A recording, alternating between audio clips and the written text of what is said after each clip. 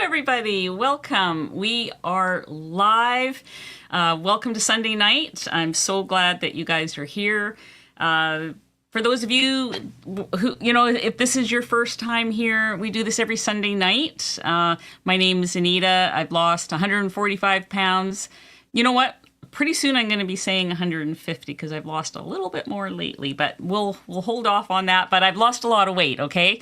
Over the last 10 years doing this, I was low carb, then keto, then carnivore. And I just, on these Sunday nights, I share with you guys all the things I'm doing, all the things I've done, what's worked for me, what hasn't worked for me, which may or may not work for you, like just all that stuff. That's what we do here. Let's talk about the sardine in the room. I mean, elephant in the room, sardine, this thing. So I finally have some merch. Here's my t-shirt. Sardine challenge. You guys know how I feel about sardines. I also have an Omega Monday. So check those out. I literally just, got this. They sent it to me last week for my approval. And the store just went live like yesterday.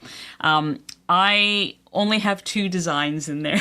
So, I do have another idea there'll be a third one soon, but it's going to take me time to build up some fun things in the store. But I thought this was a fun one to start with for sure. So yeah, thank you. I love it. It's nice and soft. It's comfy. Summer's coming. They have there's tank tops too, and a few other things. So yeah, check it out. What else have we got? So we're going to do part 2 of fasting. Oh, I want to make sure that I acknowledge my wonderful moderators, Bonnie and Melissa. They are in the live chat and they are answering questions and leaving links and doing all those things that I can't do while I'm talking. I cannot talk and do things at the same time like some of the other YouTubers do. I just can't do it. I need help. This hour just goes so fast and there's so many questions. So this is amazing that you guys come here and ask all your wonderful questions. So if you do have a question, please, put it in the live chat with question marks or Q. Danny says that we should have a ketogenic woman tribe shirt. That's actually a great idea. We're going to talk about, I see a question already, what breaks a fast? We're going to talk about that because I have a lot of ideas on that and some things that have worked for me and not worked for me. So that's definitely coming up in our talk tonight. So tonight we are doing what happens during a fast and after a fast. Last week we just talked about fasting in general and all the common, most of us are doing intermittent fasting. Last week when I did this live stream, I was doing I was at hour 24 of my fast when I did the live stream. It's the same tonight. I've been fasting since dinner time yesterday. And last week, my goal was to, do a 24-hour fast. Last Sunday, I was going to eat dinner after the live. And I went to bed instead. I did a few things. And then I went to bed and I thought, I'm going to make it 36 hours. We'll do a 36-hour fast. Well, I ended up at 42 hours because by the time 36 hours came around, it was in the morning and I hadn't had my tea yet and I hadn't had my apple cider vinegar water yet. So I did all that. And I thought, you know what, I may as well just go to 42 hours. So last week was my very first longer fast. I had never done more than, I think a couple of times I had done a 24-hour fast. That's it. That's all I've ever done. I've always had a poor mindset around fasting. And then I just started binging fasting videos lately, and I've read a couple of books, and just completely changed my mindset on fasting.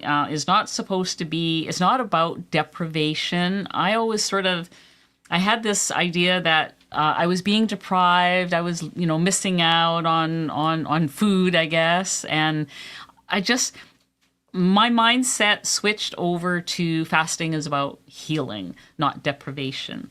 And so we had a good handout last week about fasting. We also had a fridge handout. So at hour 24, intestinal stem cells are being created, which are vital for gut and digestion healing. And guess what, you guys?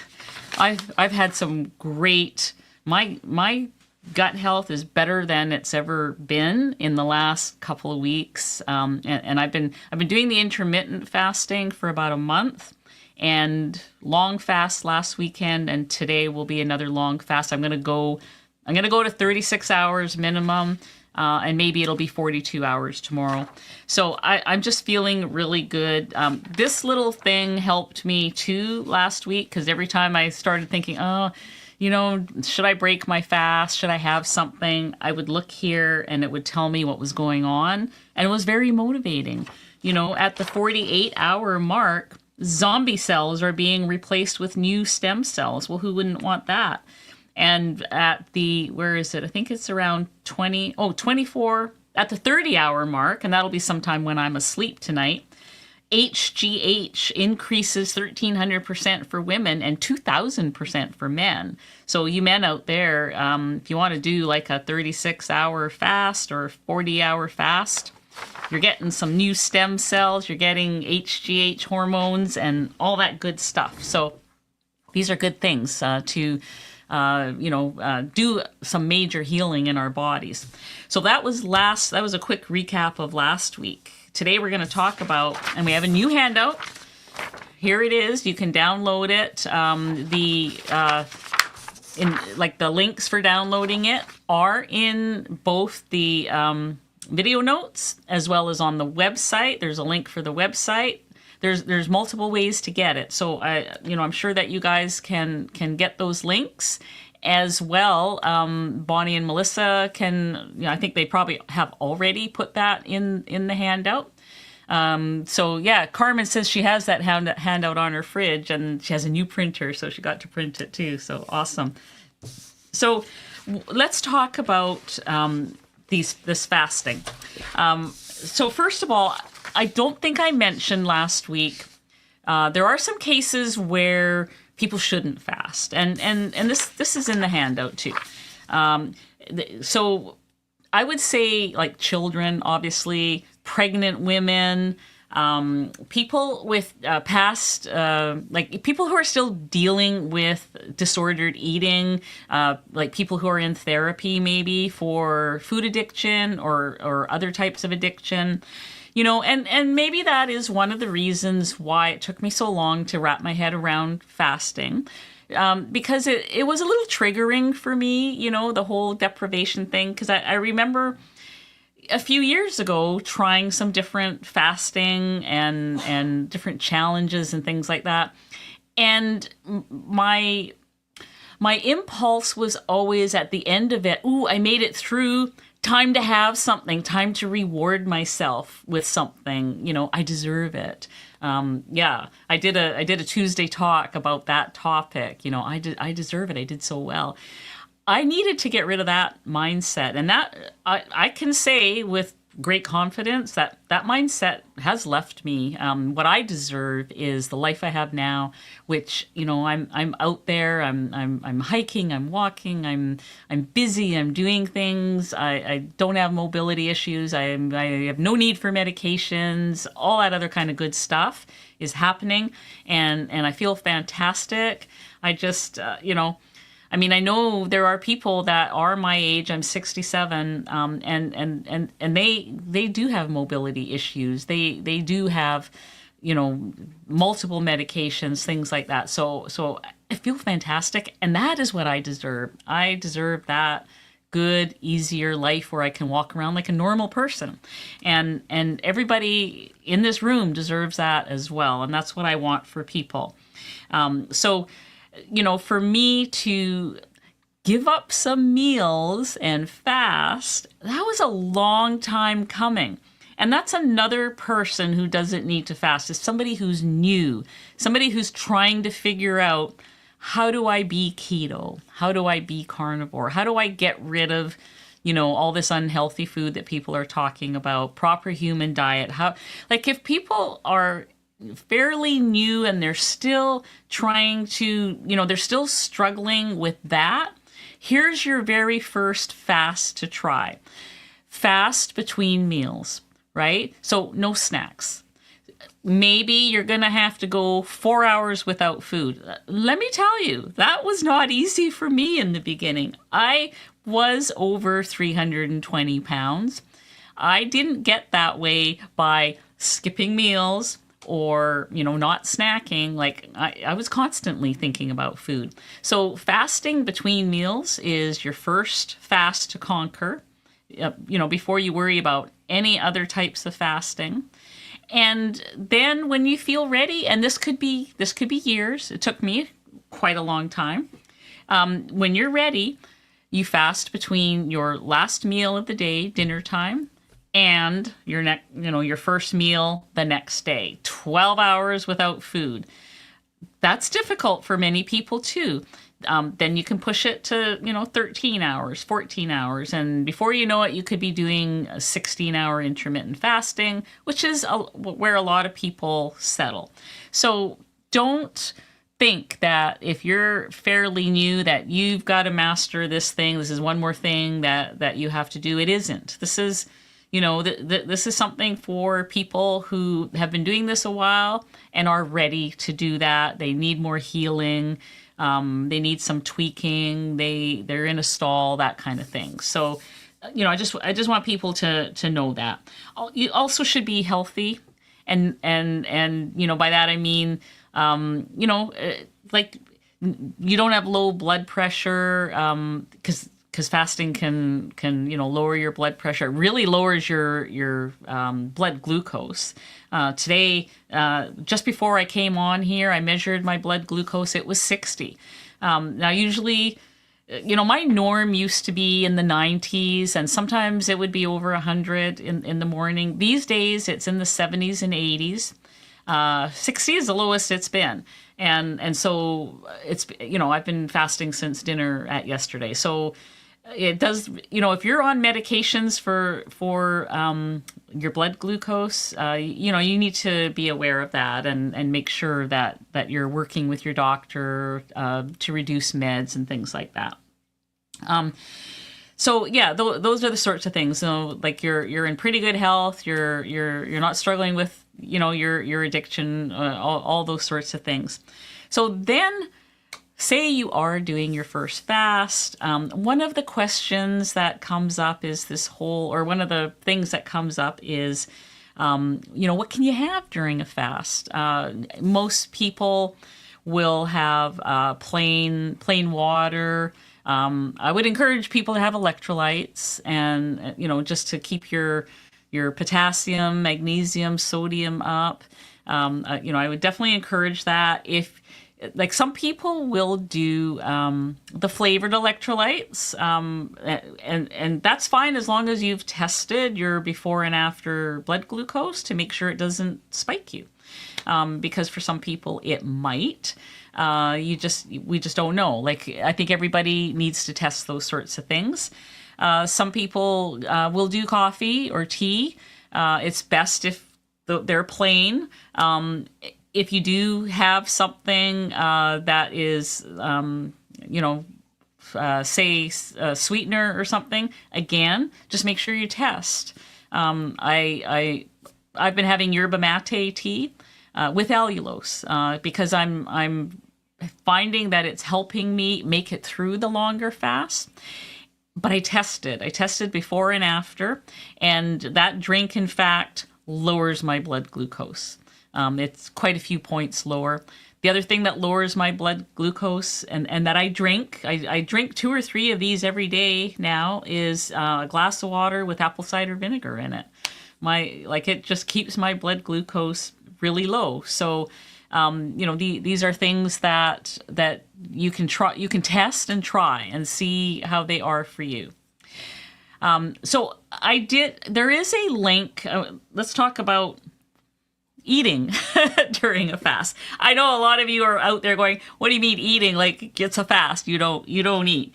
So, Dr. Mindy Peltz, who wrote Fast Like a Girl, she put out an interesting video, and I have linked it below. And she was citing a study that said that that had people fast for 12 hours and people fast for 14 hours. And those extra 2 hours, you don't think that they would do much, but the extra 2 hours of fasting gives you a lot more healing. They did all the testing and everything. So they gave them what they called a fasted snack. And the parameters around that were it had to be less than 100 calories. It had to be low in protein, high in fat. And so they tried different things like, I think, a little bit of avocado, a little bit of egg, maybe a whole egg, I think, that kind of thing. And they found that because a lot of people will go, oh no, if you've had something like that, you've ruined your fast. It was useless, but it actually isn't. So watch her video. It is linked below. It's in the video notes, and they in this study they showed that it was worth it for those people who went 14 hours. But they had a little snack, this fasted snack. It was worth it. They did get more benefit, even though they got more benefit than the people who went 12 hours without a snack. So I would say that doesn't mean that we should all be out there snacking. I would say that those things need to be tested on each person. But I feel that a long fast of, say, 24 hours, 36 hours, 42 hours, if you need some helpers, you can look at those. What I've done is a tablespoon of butter. So if you have pure fat or MCT oil, or both together, if you have pure fat, that is the least likely thing to spike your blood glucose. And I heard Ben Azadi say on one of his videos that if you're in a fast and you have something like that, like MCT oil or butter, or maybe it was Dave Asprey that said that. One of the two said that. If your blood glucose is still dropping and your ketones are still rising, you are still in autophagy. You have not broken your fast. Now, for me, I tried that. And indeed, it does work for me. My glucose continues to drop and my ketones continue to rise. I had a GKI of 1.32 when I came into this meeting. For those of you that know what the GKI is, you can, if you just Google GKI calculator, you'll get a calculator and you can put your blood glucose and your ketones in and it'll tell you your GKI. So over 9, you're not in ketosis. Under 2 is like you're in deep ketosis, you're in autophagy, you're healing. It's it's a therapeutic ketosis. I'm usually between 2 and 3, which is a really good level of autophagy going on there. So this is why I like testing during these things and knowing, well, if I had an egg, is my blood glucose going to go up? And I think the rule of thumb is if you have something and you test and your blood glucose has risen more than 5 points, you've come out of the fasted state. So that's why if I do need something, I'm feeling a little headachy or I just don't think I can go any longer, I'm going to eat the tablespoon of butter. Because I have tested and I already know that it does not pull me out of the fast. I can keep going. And in Dave Asprey's book called Fast This Way, I've just finished reading that. He says a long fast is beneficial, is like super beneficial to anybody, even if they have had these little helpers. And in fact, I was in Megan Ramos's group for a while. They've got a fasting membership. and she called them training wheels. And she said that, there are a few little things, like some people have a little bit of bone broth with butter. There's a few things like that that can get you through a long fast. They call them training wheels. There's no shame in it. It's okay. We all need that. And there is more benefit to going longer, even with a little help, than stopping short because you can't take it anymore. So I just wanted to throw that out there. It is not about deprivation. It is about healing.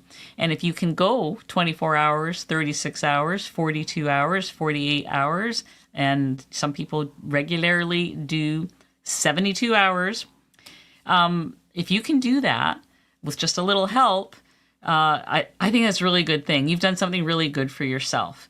And maybe at some point you can do it, what they call clean, but it may not even be necessary. You're still healing as long as your blood glucose is still low and your ketones are high, you're healing. So if we can get a few hours of that healing every week, I think that's a really good thing. So, I should check my notes because I had written some notes on what I wanted to cover today.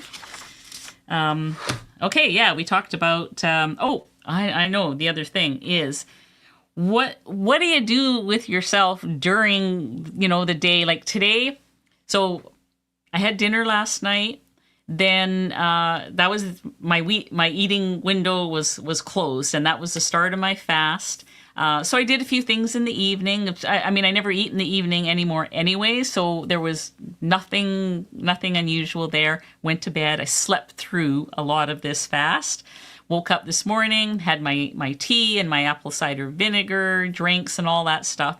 And it's not till around, noon that I start thinking, oh, right, I'm on a fast. I guess I'm not going to have that juicy steak that's in my fridge. I'm going to have to wait till tomorrow. It's not till, several hours later that I'm starting to think about food. So what are the things that I would love to hear what you guys do to keep your mind off of it? I just generally keep really busy. I spent 2 or 3 hours this afternoon out in the garden. It was a beautiful sunny day here.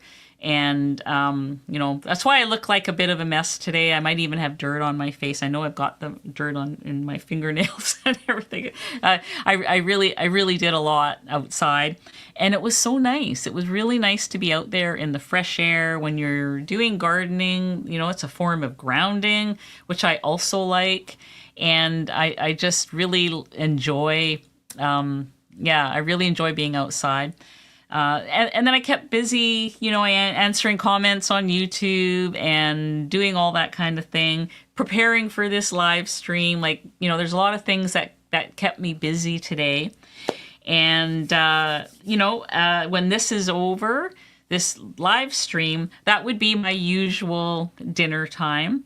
And, if I need a tablespoon of butter, that might be the time that I will take the tablespoon of butter. It'll just kind of tide me over. The other thing, and I meant to bring it out here, is I have a little wooden salt, contains little rocks of Himalayan sea salt, the pink stuff. I just put one of those under my tongue, throughout the day. And it just, I don't know, there's something about it that kind of, makes me feel like I've had something. It's like a little replenishing of electrolytes. Lots of water. I'm drinking stuff all day. Take an electrolyte drink if you've got them, and that they don't affect your blood sugar, that kind of thing. Those are all things that you can do. And so, yeah, I would love to see what keeps you guys going during the day. When you're fasting. Now tonight, I'll go to bed, and really 2 nights of sleep in a 36-hour fast. Like when I wake up tomorrow, technically my 36 hours will be at 5 a.m. Well, I never eat at 5 a.m. I don't eat till 10 or 11 anyways. So I'll definitely make it to 42 hours. And most of it is sleeping. So it's not that, like, I have surprised myself. Like I had always thought, oh no, I could never go 36 hours or I could never go 42 hours. But I surprised myself last weekend with how easy it actually was, given how much of that time was spent sleeping, 2 nights of sleeping. So today really is the only day that I'm going to be feeling, or I have felt, the lack of food. And it was easily solvable, just by keeping busy and by, having the little spurts of salt here and there and the electrolytes and, probably have a tablespoon of butter later. Easy peasy, and some healing going on. So quite happy about that. Smelling food. I see a comment here. Jazzy Mama, hi, I see your comment about smelling the food. You're fine as long as you don't have to smell the food. Yes, I feel that because when I was outside earlier, I could smell the neighbors. Somebody was barbecuing something that smelled amazing, and that kind of drove me a little nuts. But that's okay. It just sort of passed. It was good. But I hear what you're saying there. So I'm going to go over to the questions now because I see that there are some questions and comments. And let's see what I just want to... Hi, Patty. Patty likes to knit and listen to an audiobook. I don't like having food around my knitting. So there you go, a hobby where you're not wanting that. Okay. First question. What brand of air fryer did you buy recently? I have a confession to make. So I recently bought a Ninja dual zone. It's a big thing, and it's got the 2 drawers that come out, so you can cook in one zone. You can do what they call meg zone, take the divider out, and then you've got this big area to cook. And you can cook 2 things in each zone, like 1 in each zone, different temperatures, different times, and it'll coordinate all that for you. That part works fantastic. There's other parts of it that I don't love, and I'm gonna have to do a review video on that. Subsequently, since then, even though that is like fairly new, I bought another one, and it's called the Ninja Crispy, and it's a little tiny glass air fryer. It is perfect for me because I am so often cooking 1 steak, 2 chicken thighs, a couple of fish fillets, and it is non-toxic because it's glass. And you just throw that thing. It is dishwasher safe. My dishwasher is broken right now, so I'm washing stuff in the hot soapy water in the sink. That works. Did you know you can wash dishes in the sink? Yeah, I'm finding that out now. So that's happening, and it's a cute little thing, and you could take it with you as long as you have electricity. You could take it to a hotel. You could take it anywhere, and take it to a potluck. Like it's just great. So I have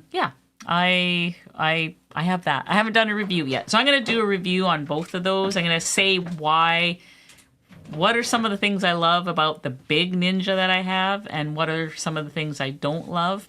And also same with this little glass Ninja that I got, which I kind of love. It's very, I really do like it. So we're gonna do that.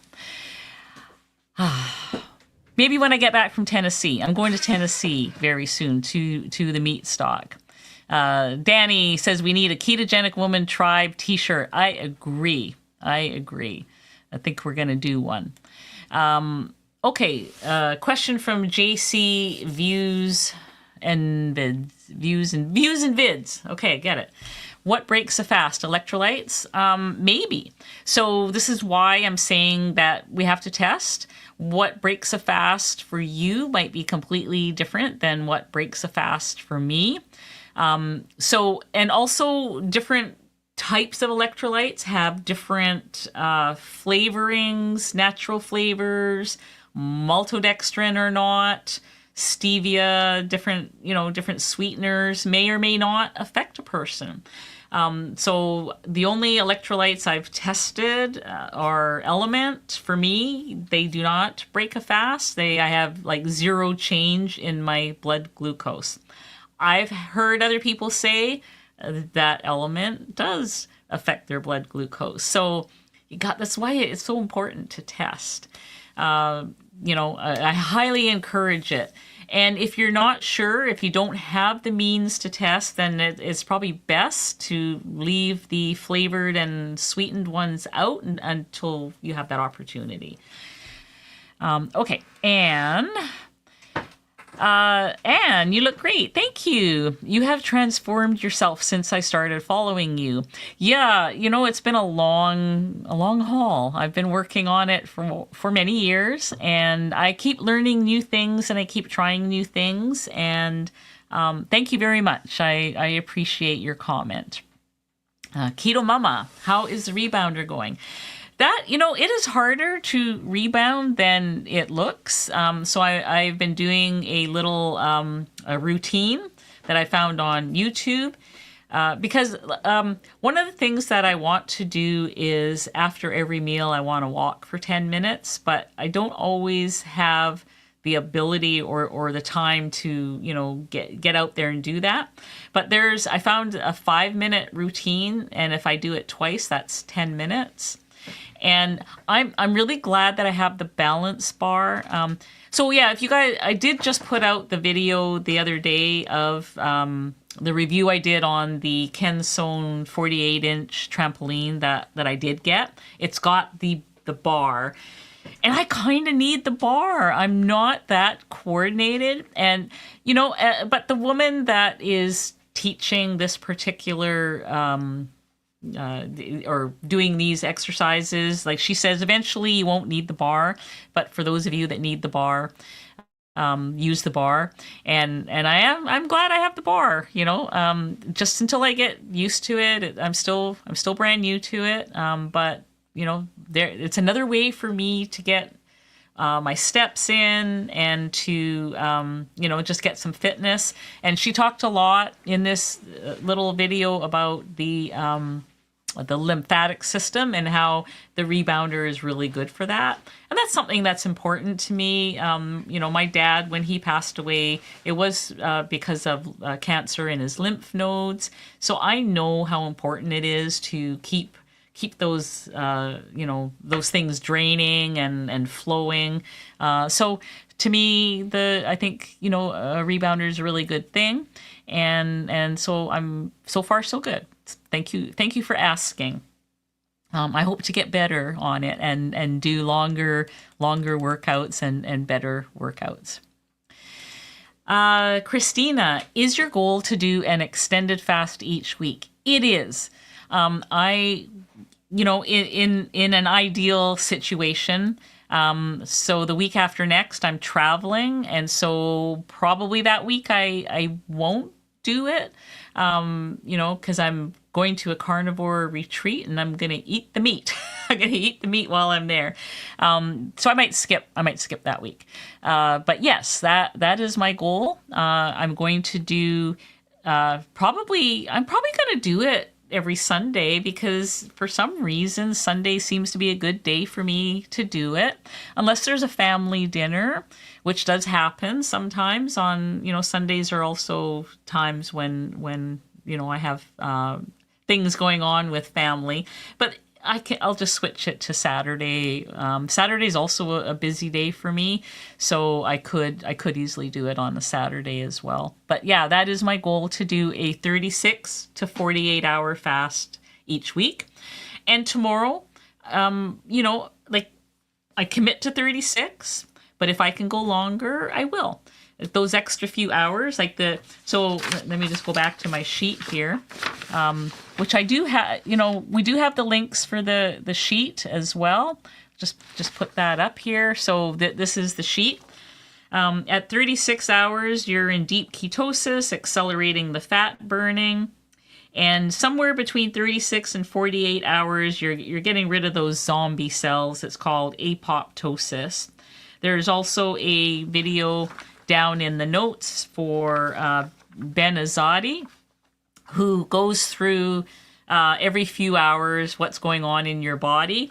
And he was my inspiration for making this sheet for you guys so that you would have something to pin to your fridge and, you know, look and see, well, what happens in autophagy? You know, your liver is healing, your gut microbiome is healing. If you have cancer cells, they're starving. Like, these are the things that are going on in your body. Better skin, new brain cells and pathways, fat is breaking down. I just wanted you guys to know what is happening while you're doing the fasting. And so I've linked his video below as well. So that is my goal, is to get those few hours of fasting in every week. You know, at least once a week. During the week, I do intermittent fasting, but I've been mixing it up. I'm having a couple of days where I don't fast. It's really good to mix it up. Some days will be 18 hours, some days will be 16, some days will be no fast, and then I do the plan is to do the long fast. Vera, you inspired me to do 48 hours last week. Yay, congratulations. I'm so glad that you did that. And I hope you felt okay doing that. So Kevin has asked if black coffee breaks a fast. It shouldn't. I don't know of anyone who has broken a fast with black coffee from what I've heard. But if you have a way to test it, that's always the best thing, to take your blood glucose before and after, if you possibly can. KJ at My Radical Healing Rebellion, is allulose better for lowering blood sugar than stevia? I struggle to drink plain coffee, but I do think the stevia is slowing my weight loss. So the thing with allulose is that a lot of the doctors, like Dr. Ben Bickman, Dr. Nick Norowitz, I know there's others, it's just not at the top of my head right now, have come out and said that there are, allulose is something that helps people with their blood glucose because it's a stabilizing thing. I have found that it lowers mine. I don't know if that would be the same case for you. You'd have to test. Like, it's so important to find a way to test. If you can, like, it doesn't have to be a dual. I know that the ketone and the blood glucose monitors, the dual monitors, the strips are pricey and the unit, but maybe you can get one of those, the much cheaper ones from the drugstore, available to anybody, over the counter, and you can just test your blood glucose at least with it to see what happens if you have that. That's really your litmus test, because stevia, I don't think stevia lowers blood glucose. I think for some people it probably raises it. And so maybe allulose is something that would work for you. It is definitely working for me. I have about 2 teaspoons daily in my yerba mate tea in the morning. It's helping me get through those long fasts. It seems to have a bit of an appetite suppressant quality. Either the tea, the allulose, both. I don't know. But I'm going with it until it stops working for me. CYA Farms. I started my first sardine fast 3 days ago. You were my inspiration. Yay, I'm glad you did it. Got to get yourself a t-shirt now. I'm doing it OMAD style, 1 meal a day. Wow, that's impressive. Down 4 pounds. I feel great, and trust me, I've tried every diet. That is impressive. I don't know how many cans you ate on your OMAD, but it's still impressive. So good for you. Congratulations. And, I just want to say, because I know that there's always people like, I just can't eat that many sardines. Once you get through a 3-day sardine challenge, you really, all you need to do is once in a while, and I do it more often than the average person because I really need those omega-3s for my knee. I have arthritis in my left knee, and it just, I don't have much of any pain, if any. And I think that for me, I'm kind of on a maintenance dose of sardines. I just make sure that, I just include them as often as I can, as well as other seafood. So that's why I also do the Omega Mondays. Mondays for me are, I have seafood all day long, or other omega-3s, like egg yolks have a great amount of omega-3s. Lamb is one of the highest meats, red meats, that has omega-3. So I try to, on Mondays, I have seafood, eggs, and lamb, and I get a good healthy dose of omega-3s, and that almost seems to be like a maintenance dose. You don't need to always be eating nothing but sardines. Just keep the seafood and sardines in your rotation, and you will find that the omega-3s are so healthy for you. Anita is a secret ninja. Okay, I'll take it. I don't know. I think that's a good thing. Christy, Anita, or anyone else in the chat have side effects after drinking apple cider vinegar? It makes me sick at my stomach and causes acid reflux. Does it subside after using for a while? It's strange. It's funny that you say that, because so this is all N=1. We are all our own experiment, and sometimes what works for one or even many may not work for another. I actually weaned myself off of my acid reflux medication. I was on 40 milligrams of Nexium for 15 years. And then I discovered that there were some, association with dementia and other side effects to it. So my doctor actually helped wean me off. She just kept giving me a lower and lower dose. And I was using apple cider vinegar drinks to calm down, because it's a hard medication to get off. If anyone has ever tried to get off one of those protein pump inhibitors. And I was able to get off it using apple cider vinegar, because a lot of people who have acid reflux have low stomach acid, not high stomach acid. And so the apple cider vinegar helps to digest the extra fat, and especially if you're carnivore, there's a lot of extra fat sometimes.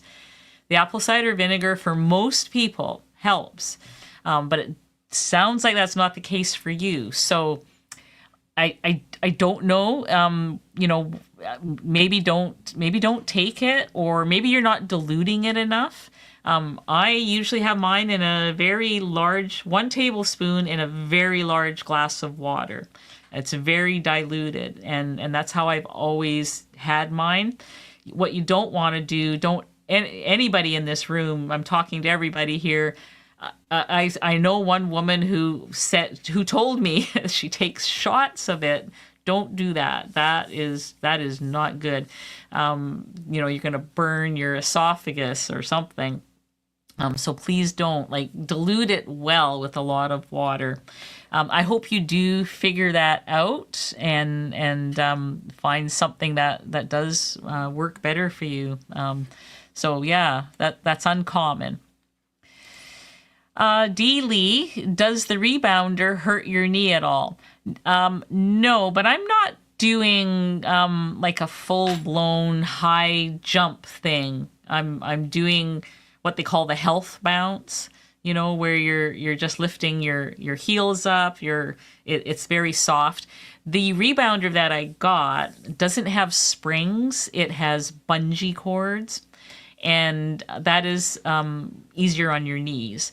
So make sure when you're shopping around for a rebounder that you watch that. I mean, some of the ones with springs might be a little cheaper. The Kensone, though, they're very inexpensive, and I think they're really good quality for the price. They're in that economical range compared to some of the ones that I've looked at. And that bungee, those bungee cords is what gives you the softer bounce than a spring would. I've heard some people say when they used the spring ones that it did it's jarring to your knees if you have a knee issue.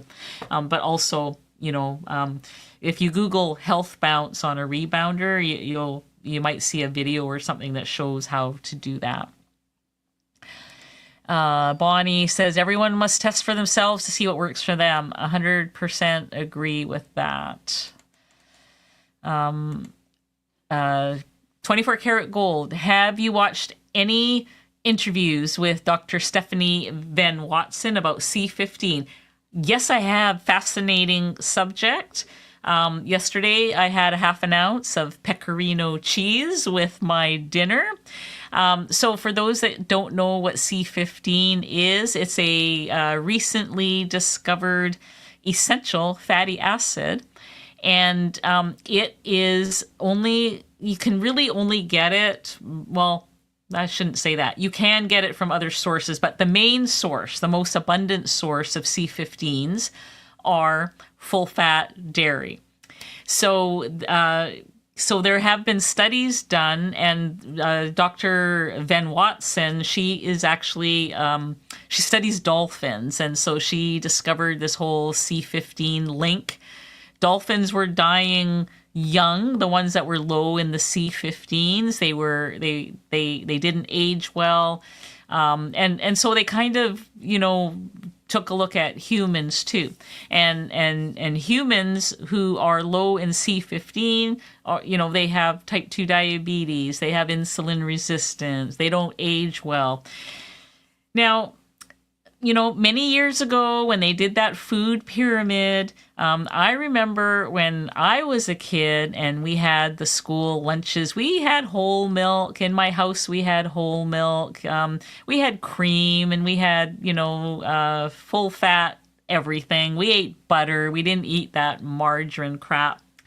So, that all happened, and that whole low-fat craze came in. And so what you have is even children are eating low-fat dairy, low-fat milk, skim milk, 1%, whatever. They should be having whole milk. So, people are growing up with low-fat dairy. They're becoming adults, avoiding fat in dairy. And all of a sudden, there's this explosion of type 2 diabetes and insulin resistance and all those other things. And so C15s is one of the many reasons. There's also the ultra-processed foods, the seed oils, the grains and the sugars, all that stuff combined is how we got to, the health crisis in North America. It is what it is today because of these decisions made many years ago. And one of them is, in regards to C15s. So there's a video by Nick Norowitz about C15, and he talks about the common sources of it. And so if you're having butter and you're any of you out there who are having butter and a lot of meat, whether you're keto or carnivore, you're getting some C15s. And if you're having any dairy, full fat dairy, you're getting C15s. So, there's probably not, I would say there's probably no need to supplement if you are that person who's getting, the full fat stuff. So keep doing what you're doing. He did say in his video, Nick Norowitz, he said that the best source, the highest source of C15s is pecorino cheese. And when I was in the grocery store a couple of days ago, what did I see? I saw pecorino cheese. I thought, I'm going to try it. So it's a very hard, kind of salty cheese. It's like, similar to a Parmesan or a Romano. I could see people grating it and putting it on their pasta or whatever. But of course, I measured out half an ounce because he said all you need is a half ounce of this cheese. You'll get your daily C15s. And so I'll do that, once or twice a week. And yes, thank you, Melissa. Cheese as a condiment, not as a meal. You guys, if you have heard these C15 videos and you're stocking your cart with heavy cream, tons of cheese, full fat dairy, and you're going to start you're focusing on that as your meals, that's a mistake. Don't do it. Half an ounce is what he says you need. And so, take all that. Like, we always get we get so much information thrown at us. 1 week it's this, next week it's that. You have to weigh it out. You have to weigh it all out. C15 is primarily produced in the ruminant digestive system and stored in fat and milk. So eat the butter. When you have dairy, have full fat dairy. But you don't need much. You don't need much to get the C15. So, just want to make sure everybody knows that. So thanks for bringing that up, because it is something that a lot of people don't know about.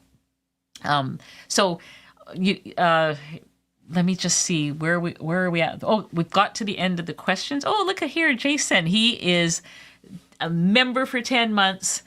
The Ketogenic Woman community, one of my favorite places to be. Thank you, Jason. I'm so happy that you are here every week. That is wonderful. I am just going to go over to the live chat to see if we have any other questions in there, because we are now running out of time.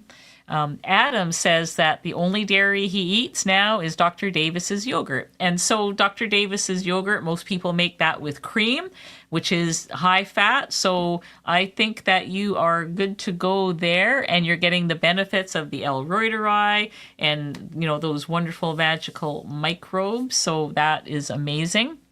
Jazzy Mama says, I'm sure whole milk cottage cheese or ricotta will do. Yes, whole fat, full fat dairy.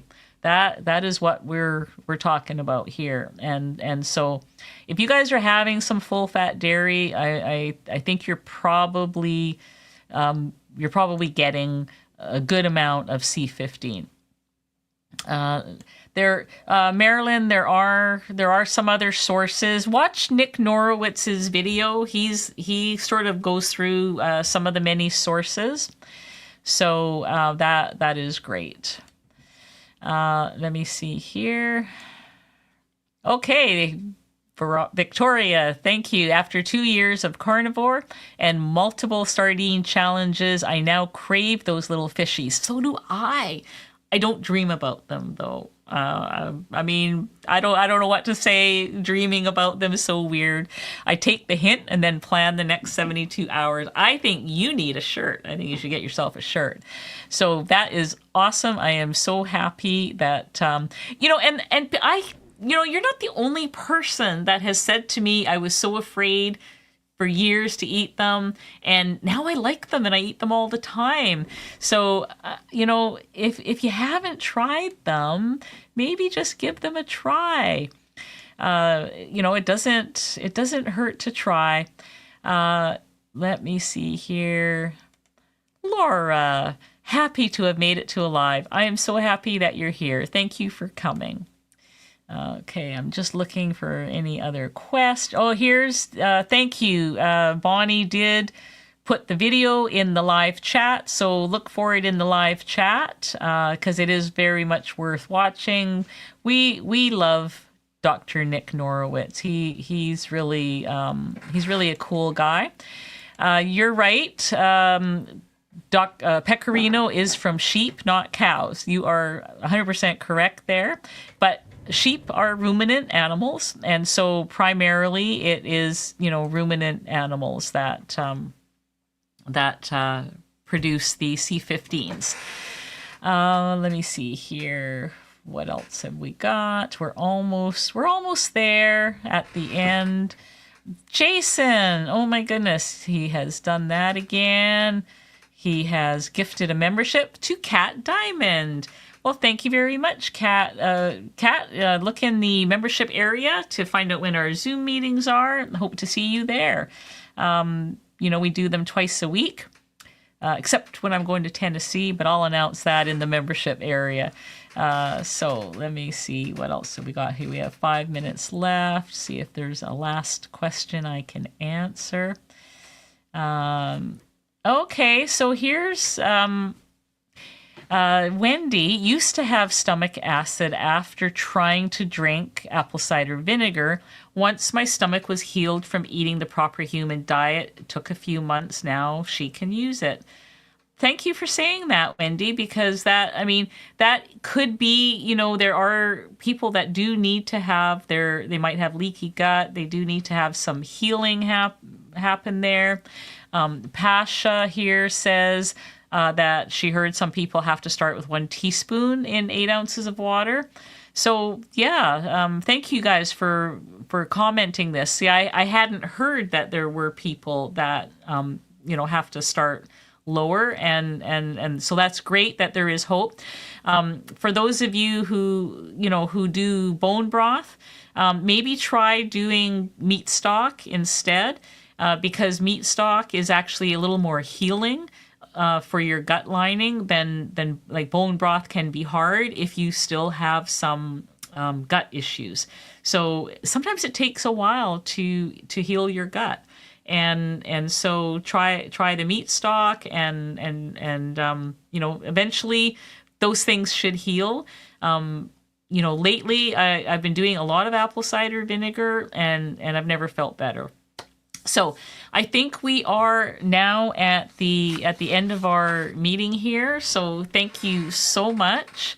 And yes, thank you, Jason. Hit the like button as you're leaving if you haven't done so already.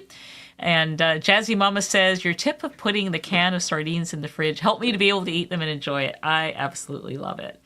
Okay, so I want to say good night to everybody. Thank you for being here. Thank you for your wonderful comments. If you're watching the replay, leave comments below. I will get to them. We'll see you guys. See you guys soon. Thank you so much.